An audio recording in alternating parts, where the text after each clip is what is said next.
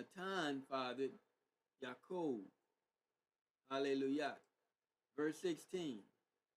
And Yaakov fathered Yoceph, the father of Miryam, of whom was born Yahusha, who is called Mashiach.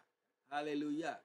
So we have to pause here because I have to point out a distinction, because the Besorah of Mattithyahu and the Besorah of Luke, I don't know how to pronounce it in Hebrew yet, Luke,